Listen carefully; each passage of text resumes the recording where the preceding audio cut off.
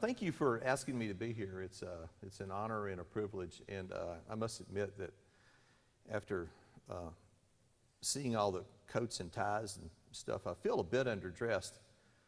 But I do take Casual Fridays seriously, or as seriously as I can. So just don't tell the commissioner I showed up like this.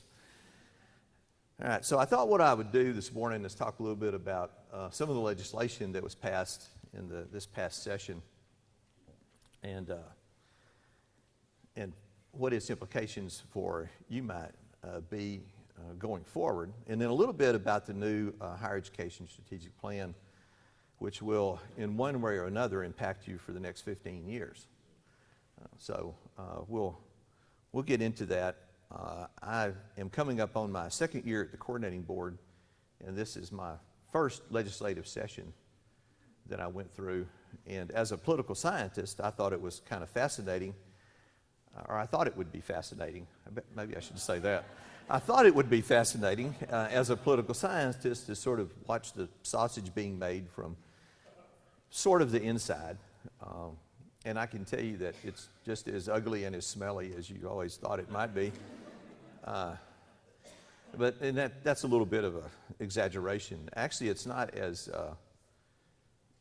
really as ugly and as smelly as you might think it is. One of the things that turned out to be rather gratifying is one of the functions of the coordinating board is to analyze bills. And so my division got to analyze at least a couple of hundred bills in this past legislative session. And what you do is you try to tell the legislature what the impacts of it is going to be on the state and then on your agency, and in our case, on students and institutions, and then try to affect that to some degree. And one of the things that I was really gratified about was that quite often there were changes made to legislation in response to the kind of issues that we raised and the concerns that we sometimes had about the direction of the legislation and really the impacts that it might have on both institutions and, more importantly, the impacts it would have on students. So it was an interesting time, and I told my staff yesterday that ever since I came to the coordinating board, people have been asking me how I like it. And we were in interviews this week, and one of my colleagues on the hiring committee, one of the interviewees asked that question, well, how do y'all like working at the coordinating board? And one of my fellow committee members just started laughing out loud. And she tried to contain herself as quickly as she could. And so I just said, well, you know, most days it's okay. And it is most days. And that's largely due to having a good staff, but it's also due to the people that I get to work with in the field, which is a lot of you guys. And so I recognize a lot of faces, and that's been very rewarding and very gratifying.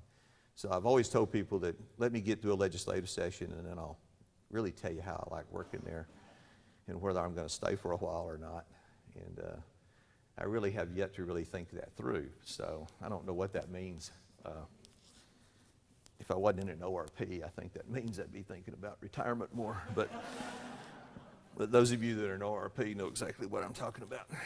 Okay. So let's talk a little bit about some of the bills. Wait a minute. Let's maybe go back here.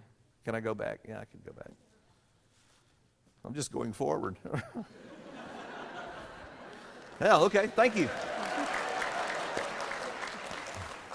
And if you have any questions, I'll be glad to. Okay. Now I want to go forward. All right. Okay. So guns on campus. That's probably the most interesting. There's some timing on this. Let me fix it. What is the deal here? Okay. One moment. Keep going. That's okay. I'll talk about guns on campus anyway. Back in the spring, I did a presentation at a conference on assessment, actually. But someone I've known for a long time came up to me and she said, well, I took my first class last night. And at first it didn't quite click with me what she was talking about. And then it dawned on me that she had taken her first concealed handgun license class the night before in anticipation of this legislation passing. And so I said, well, you know, good shooting, I guess. And then I went to another assessment conference this past summer after all this had passed, and when I got there, the campus's chief of police was actually on stage talking about this. And he was talking about how the campus had intentions of trying to put cameras everywhere so that they could see something happening before it happens. And of course, the idea is that if something breaks out in a classroom, say, and so the campus police show up, and there's 3 people in there with guns drawn shooting at each other, then how do you know who the good guys are and who the bad guys are? And of course, my response was, well, you just go back to the old reliable, you shoot them all and let God sort it out later, right? But that may not be the best approach, and the lawsuit could really tear you up after a while. So how do you do it? Well, his answer to this was to try to install cameras everywhere so that they could actually see who the bad guy was to start with and have some knowledge of the situation. But that little anecdote sort of points out a lot of the potential problems and issues with all of this. The only thing I'll tell you is that a couple of things to keep in mind, or 3 things really. One is it doesn't take effect for community colleges until fall of 2017. So you have some time to try to sort this out and figure out how you're going to handle it.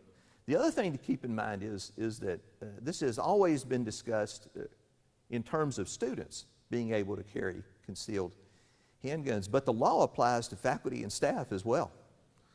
Okay, so you do not need to be alarmed, because you too can be armed when you go into the classroom. And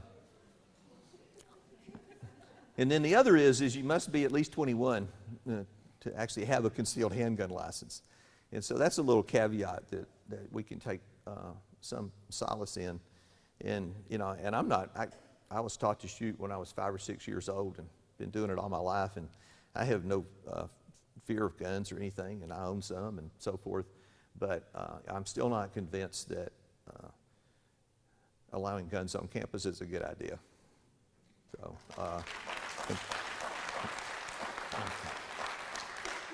So it's just something to think about going forward. Pre-nursing curriculum. This is an interesting piece of legislation, because when the representative who sponsored it, whose name I won't mention, mainly because I can't remember it, when he presented the legislation, he talked about the fact that students would go to an institution and they'd be told they had one set of prerequisites, and they'd go to another institution and be told a slightly different set of prerequisites, and so on.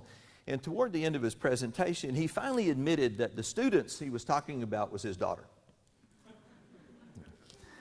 Now that tells you something about how legislation is sometimes made. An anecdote quickly becomes evidence, and bills are passed as a result. So this piece of legislation requires the coordinating board to establish a recommendation for a pre-nursing curriculum. And that committee, folks met the other day to come up with the final list of names for folks to be on this committee, advisory committee, to look at this and make recommendations to the board about it. And so that will be underway pretty soon. But the idea is that it will establish a set of courses with some commonality, hopefully across the state of Texas, that students who wish to get into nursing will know what it is they need to do in terms of pre-nursing. Okay. And in fact, if you actually look at it, there's already a lot of commonality in this, by the way. So I suspect that this might be one of the easier things that we tackle. And so that is well underway. Baccalaureate degrees for community colleges. As many of you know, there was legislation introduced and supported by the coordinating board, actually introduced originally by the coordinating board as a part of its legislative priorities, that community colleges be allowed to offer baccalaureate degrees under certain circumstances.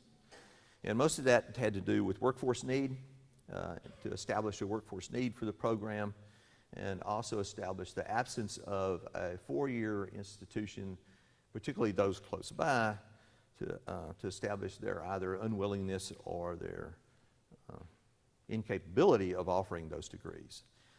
The legislation, there was 2 or 3 bills introduced about giving community colleges baccalaureates. There was one broad bill that the coordinating board supported. There were a couple of others that were specifically aimed at particular degrees for particular colleges or areas of the state. And the one bill that eventually passed was set up as a pilot program in a lot of ways by the Senate Higher Education Committee, and it will allow a dental hygiene degree at Tyler Community College, or Tyler Junior College. And so they will be going forward with that. That's going to require them to have a level change with SACs, and so this is not an easy thing to do. That's at least a year-long process, and that's if everything goes really well, and things rarely ever go really well with those things. At least that's been my experience. And so they will pursue this, and we've been in contact with them. It is set up for the coordinating board to do both an interim study and a study at the end of 4 years on the efficacy of this degree. And so we will be required to produce a report that actually makes then a recommendation to the legislature regarding whether community colleges in general should be allowed to pursue baccalaureate degrees.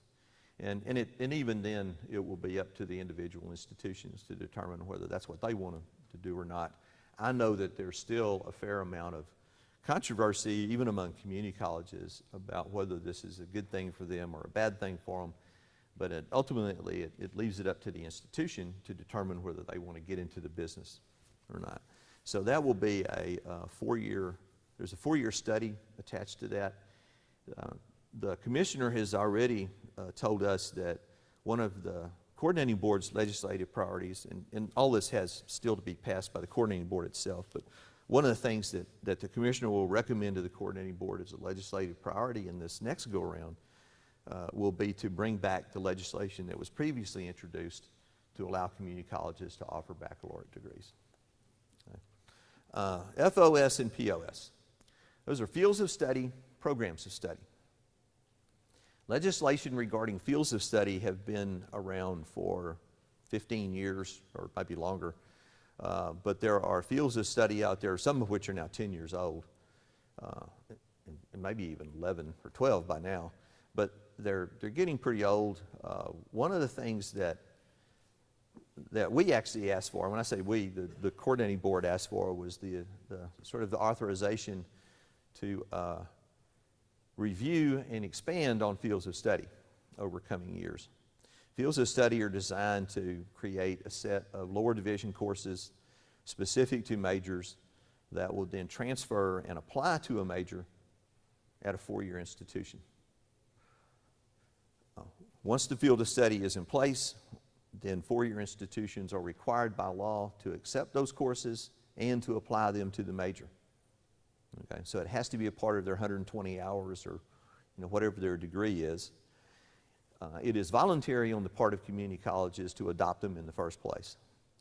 And several years ago, there was a study run on these, and one of the things that was discovered was that a lot of community colleges complained about 4-year universities not adopting their fields of study. But what was discovered was that the community colleges had not actually adopted the fields of study. Okay? And so it became impossible for the coordinating board to demand of 4-year institutions that they accept those things when they hadn't been adopted in the first place. Okay? You can't accept what's not there. So it becomes incumbent upon the 2-year colleges to actually utilize the field of study, make sure students are aware of it, and then that they can carry it to a 4-year institution. Part of what happened to us, though, is I also requested $600,000 in additional funding in order to provide the staff necessary to actually do these things over a period of time. And when asked by a legislative staff member about, well, do you really need the money? And so, what happens if you don't have the money? And so I told him, and actually what he said was, can you do this without the money? And I said, well, sure, we can do it without the money. I said, it'll take 25 years, which is really, I think, a fair estimate in a lot of ways. I said, yeah, we can do it without the money. It'll take 25 years. If you give us the money, I can do them all in 5. And of course, in their infinite wisdom, they decided not to give us any money.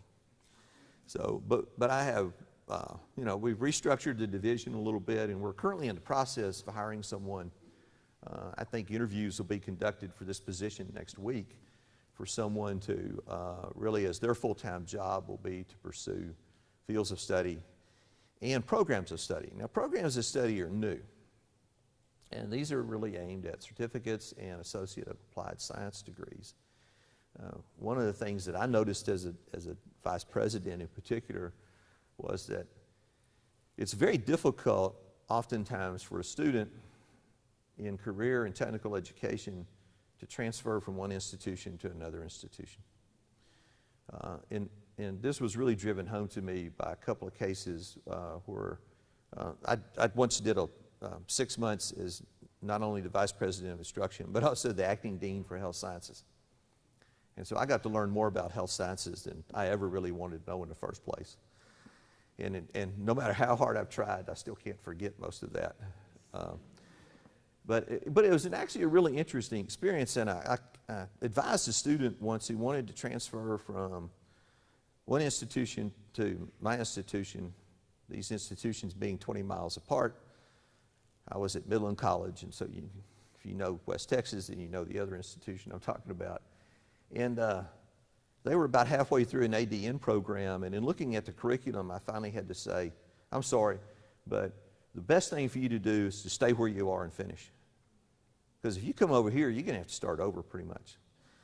And then I advised another student who wanted to go from Midland to Houston Community College. Her husband was in the oil business, had been transferred to Houston, and so she wanted to follow him there and take the kids with them and that kind of thing.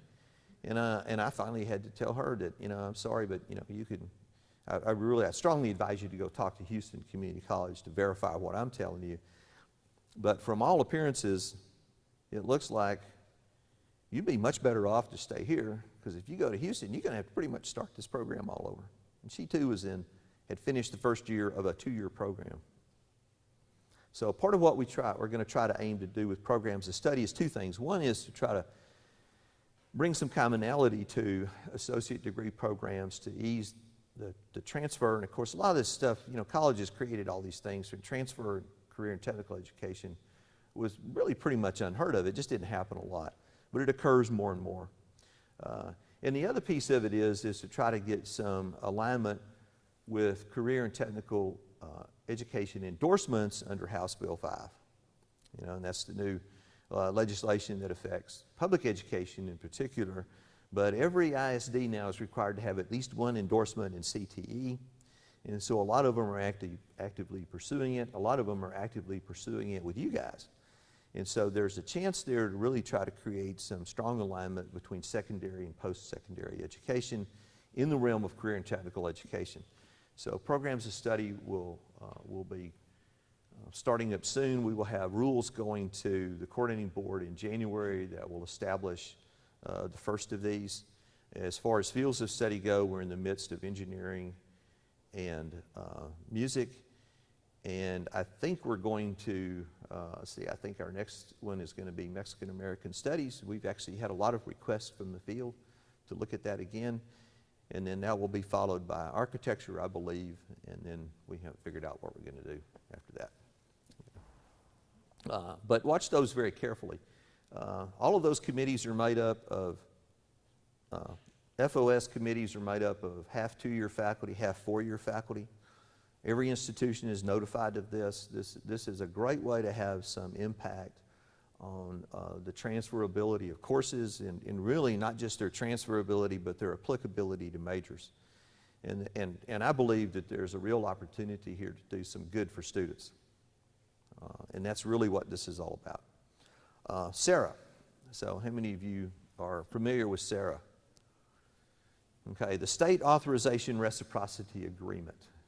And what this will allow you to do is, for states that are inside SARA, that are members of SARA, you will be able to offer your online courses in their states without any further paperwork, or more importantly, any further dues to those states, which can be rather costly. One institution has told me they spend well over $200,000 a year just in dues to other states to operate there. We had a little bit of a bump with this. The legislation was passed. The governor vetoed the states SREB, the Southern Regional Education Board's appropriation. I won't even get into why that happened. If you want to know about all that, you can come to the breakout and I'll try to explain it as best I can. But he vetoed the legislation.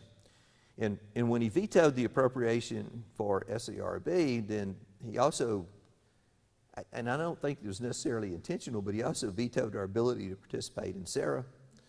So then what we found out is you can participate in SARA as a non-compact state, but that requires a $50,000 annual fee. We scraped up the money inside the coordinating board, and we've now paid those dues. And so we are, or at least we're poised to become a member of SARA.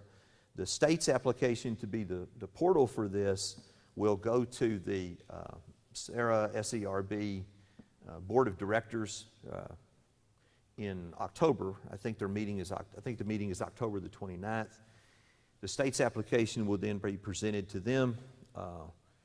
We will actually turn it into them very shortly so that they can tell us if there's anything that we need to do to make sure it's going to get through on October 29th. And once approved to be a member of SARA, probably before that, we will actually open up the portal at the coordinating board for institutions to apply. The institution applies to be a member of SARA.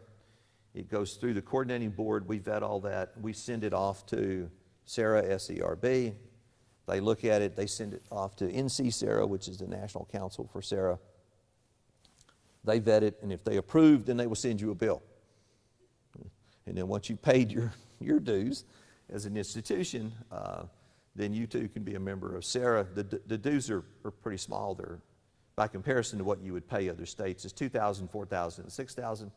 It's based on FTE, and I believe if it's less than, and the FTE is determined by IPEDS, so your full-time equivalents. And so if it's, I think if it's less than 2,500, it's 2,000, and between 2,500 and 9,999, then it's 4,000, and 10,000 or more, it's $6,000.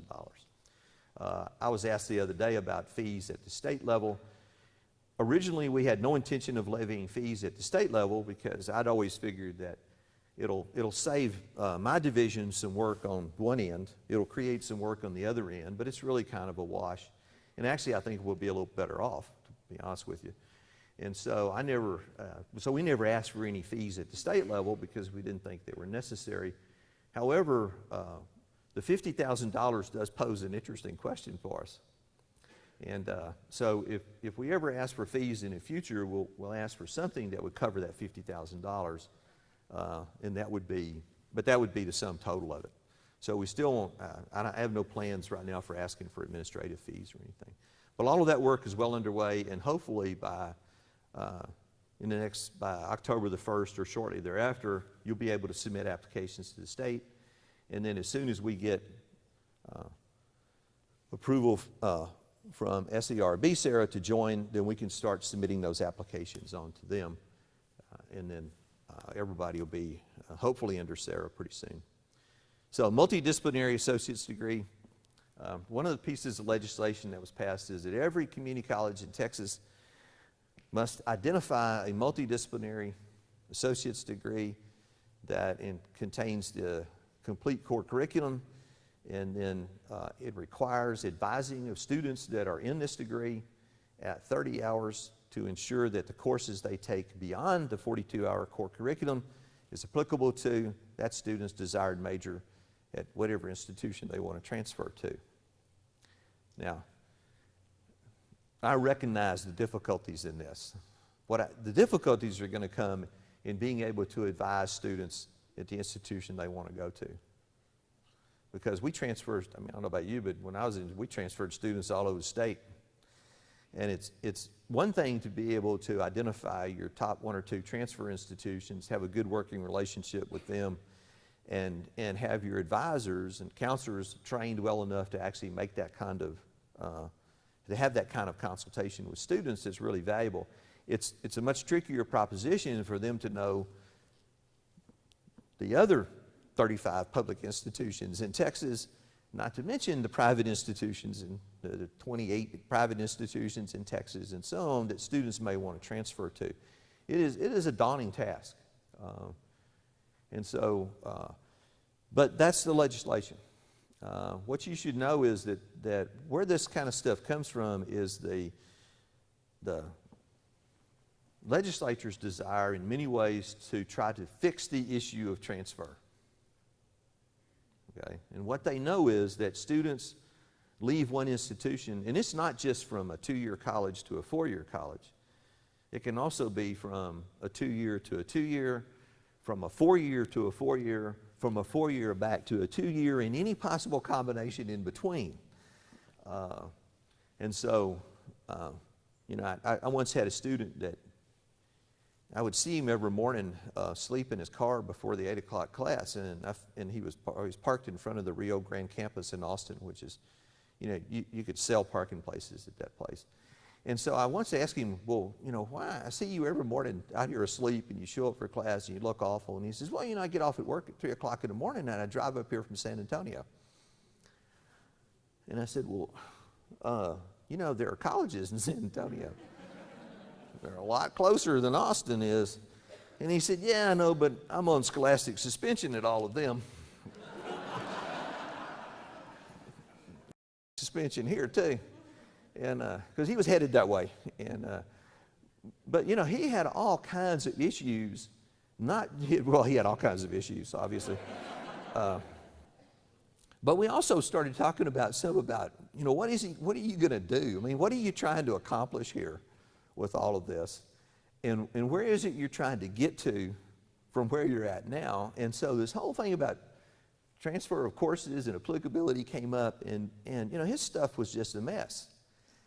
And, you know, he had enough, well, he was on scholastic suspension at 100 places, and so he had enough D's and F's and stuff to, you know, to rack that up. But he'd also passed a lot of stuff, probably half of which he was never going to be able to apply anywhere because of the way he'd done it and where he'd gone and where he was trying to get to and that kind of stuff. But it's a very daunting task, and what the legislature is constantly aimed at is trying to solve some of these transfer issues. And it is not an easy task in a state that has the number of different systems that we have. And so FOS, POS, the multidisciplinary associate's degree, all of that is aimed at that. Block scheduling. Now this is an interesting piece of legislation. This is not one originally endorsed by the coordinating board. I'll just put that out there right now. This kind of came from out of left field in a way, but and very strongly advocated for by Complete College America, who has had some success with this in other states, notably Tennessee. And so they hold up Tennessee a lot as a sort of the poster child for this idea. And the notion is that you should schedule classes in a way where a student can actually get what they need for a degree, all of the courses they need for a degree in that particular semester, in a block in the morning or a block in the afternoon or a block in the evening. And this sounds, on the face of it, it sounds so simple. But for all of you who've ever dealt with a schedule, then you know that it's not quite as simple as it sounds. Because you have students who go morning, afternoon, and evening.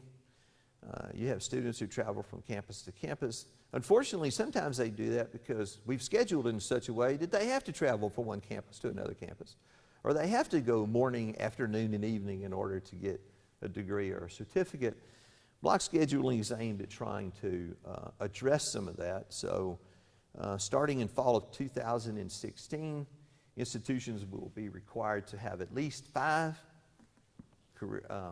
programs chosen from career and technical education or the health sciences that are block scheduled. Okay, you'll have to report those to the coordinating board. We are going to create the rules for this under negotiated rulemaking. Those notices went out yesterday. Actually, there's at least one person in this room I know of that's on that committee. So I saw the list yesterday. And so that committee then will look at the rules and try to set this up. I will tell you this much, that most of it is set in statute. There's not a lot of leeway in terms of what most of this means, except for that all-important category of you can request from the coordinating board an exception if you don't think you can come up with at least 5 programs. And so one of the things that the negotiated rulemaking committee will look at very closely, and then coordinating board staff in my division will be looking at, is what's going to be viable exception. And keep in mind that we will be required to report to the legislature on all of this. What did we establish as exceptions? How many were granted? And so on. Okay, and I think they will be looking at it very closely. When this bill started, it started with all of your programs being block scheduled. All of them. Transfers, CTE, everything. And with TAC, Texas Association of Community Colleges, and some influence from the coordinating board staff, I think we got it down to what amounts to, in some respects, a pilot project of 5 schools, or 5 programs at each school. Dual credit. This is always sort of an interesting thing for me, and we have a lot of internal discussions about dual credit. I will admit that personally I've always had a lot of qualms about dual credit, not so much because of the availability of it, but sometimes because of the way it's implemented. And every time I hear a superintendent or a principal say, dual credit is a great preparation for college, I want to just cringe. Because I think I know what they're saying, but dual credit's supposed to be college. It's not prep school. And so so there's something about it that just kind of makes me wince a little bit when I hear that. But there's been some major changes, and they're really simple. The coordinating board is no longer allowed to adopt rules that restrict the grade level at which a student can take dual credit, as long as they're in high school. Okay? And they can no longer pass rules that restrict the number of hours a student can take, as long as they're in high school. Now, two caveats to keep in mind about this. One is that the legislation is very clear that the coordinating board can make no rule. It does not prevent institutions through their MOUs from having all the rules they want to, okay? As long as they don't otherwise violate statute or coordinating board rule, all right? But so the statute, again, is very clear that the coordinating board can make no rule doing these things. The other thing to keep in mind is that nothing about dual credit eligibility has changed. All of the rules about being eligible for dual credit in the first place, regardless of whether you're a 9th, 10th, 11th, or 12th grader, are still in place. And one of the things that we have discussed internally, actually quite a bit, is aligning dual credit eligibility with college readiness. If you look very carefully at the rules, it is actually easier to be a dual credit student than it is to be college ready as an incoming freshman into college. And so there's some discussion about how we align that. And that's one of those things that if any of you have any thoughts or comments about that, I would love to hear them. And so please email me and it's just rex.peebles, not Pebbles, but rexpeebles.thecb.state.tx.us. Okay. So that's legislation. And I want to talk just a little bit about the higher education strategic plan, mainly because this will affect you for the next 15 years. How many of you are familiar with Closing the Gaps, which is the current, soon-to-be over, higher education strategic plan? By law, the coordinating board is required to adopt a strategic plan for higher education.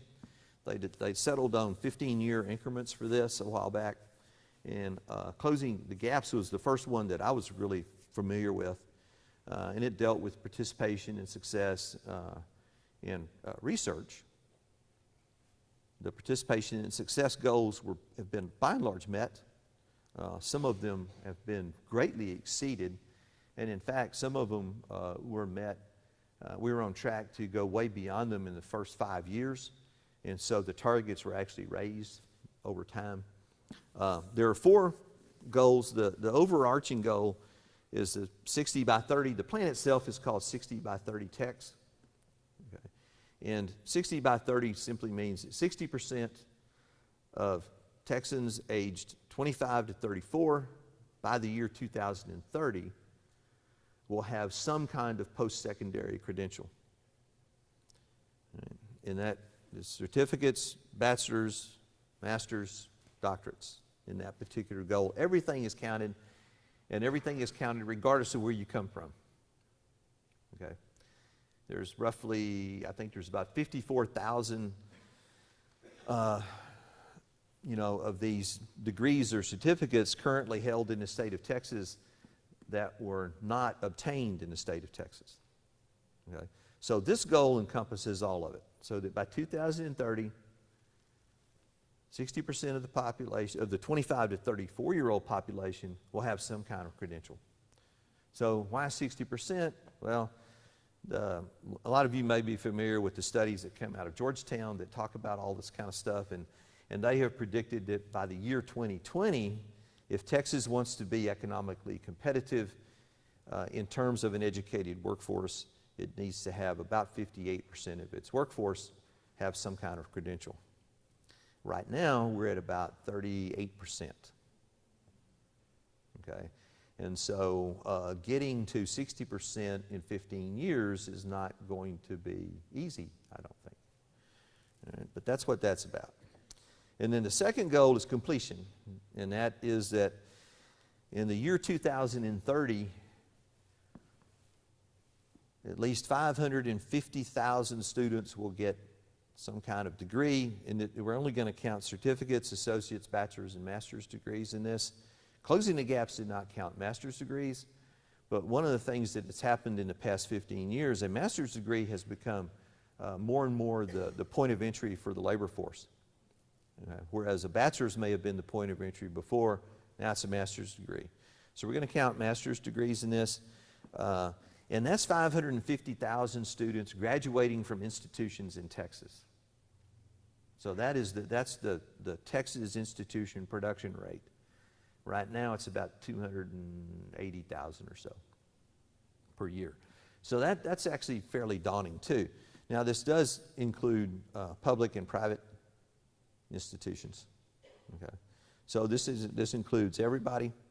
And again, why do this? Because people think that we should have a workforce that is competitive in a global marketplace. Okay. And that we have the kind of workforce that will attract business to the state of Texas, keep business here, that kind of thing. There's a whole lot of other issues involved with this that have to do with those things that we have a tendency not to worry about sometimes, but it's really interesting if you look at the correlations between higher levels of education and things like health and lifespan. And a lot of that is tied to your economic status as well. The United States has had the best healthcare system that you can buy in the world for years and years. But by and large, it's dependent upon the individual's ability to buy that level of health care. Okay? And whether that comes through great insurance plans or it comes through your own pocketbook.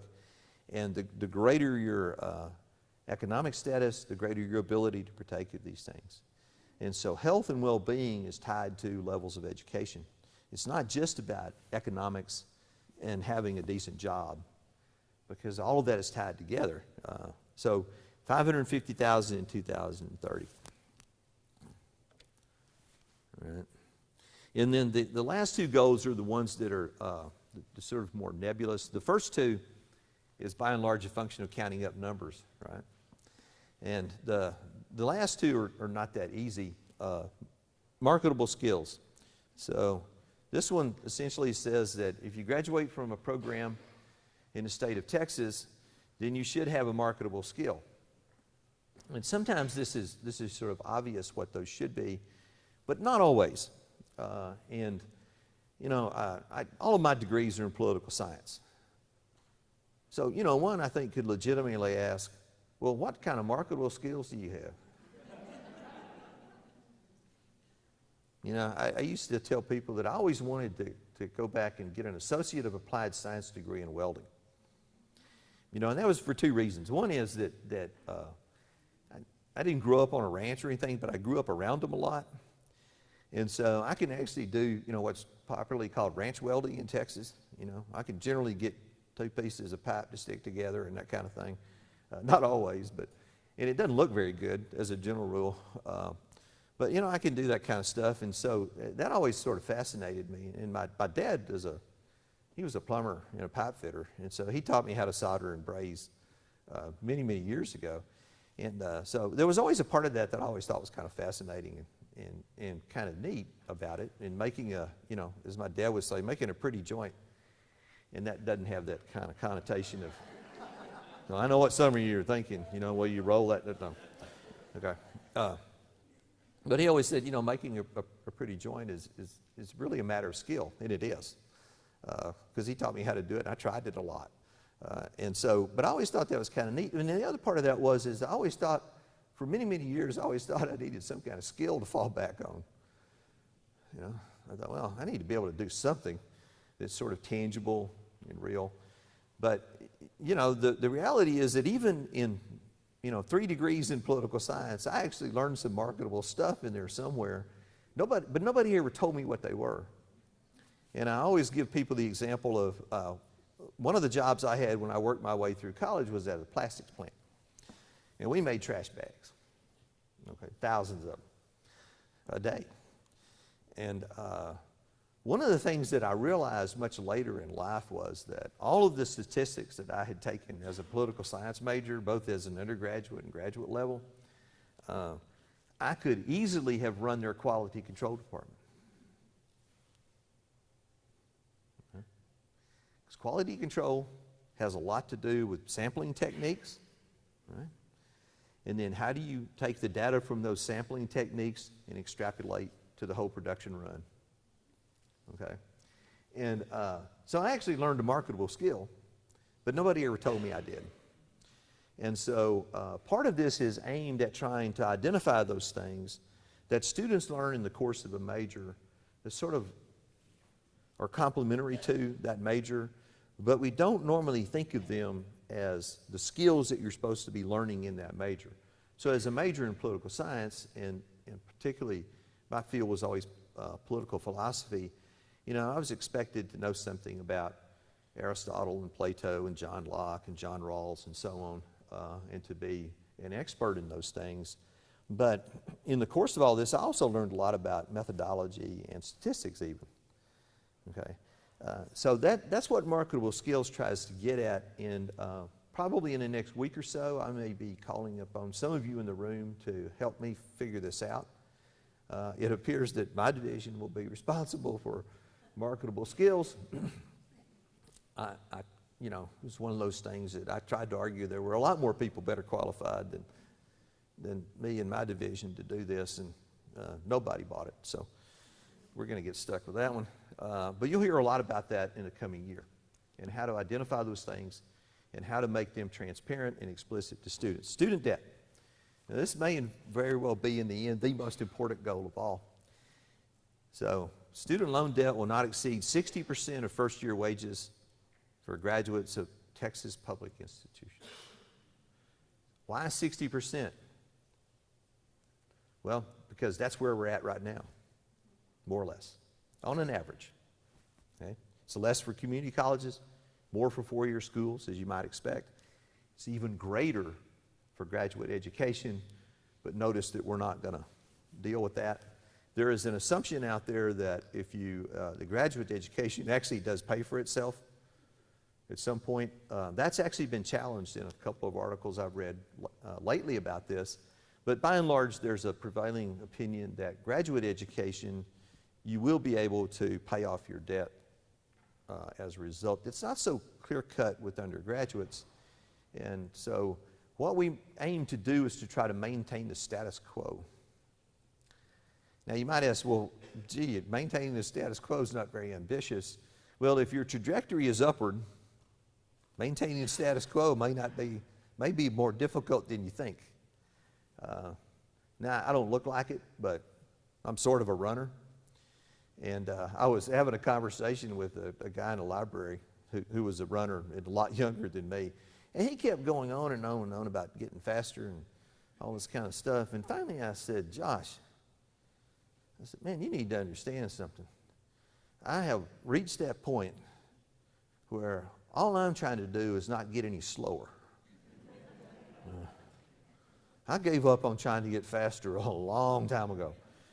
You know, and so all I've been trying to do, well, for a while there I was trying to maintain the status quo. Now I'm trying to slow my rate of descent. Now, so anyway, this is what happens to you, okay? So depending on what your trajectory is, then maintaining the status quo may actually be fairly ambitious. But more importantly, what we hope to gain from this is a real conversation about what it costs students to go to college. There has been a lot of discussion about the cost of higher education, right? But oftentimes what gets lost in that discussion is, but what does it cost a student to actually go to school? What does it cost a student? What does it cost their parents? My oldest daughter graduated from college about a month ago. My youngest daughter will graduate from college tonight. And she even made valedictorian. I never saw that one coming at all. And she texted me yesterday and said, well, I'm going to be the valedictorian. And I wrote back and I said, have they checked the math on that? Because I thought, really? I thought, so you're the only one graduating? Is that, is that the deal? She would not expect anything less from me than smart-ass remarks off the cuff. Then I congratulated her. But what we really want to engender here is a really strong and good conversation about what does it cost students to go to college? Because, you know, I'll guarantee you that I just got the biggest pay raise of my life. Right? Because I'm no longer signing checks and sending them off for tuition and fees and books and everything else you can think of. And so, but it costs a lot of money. And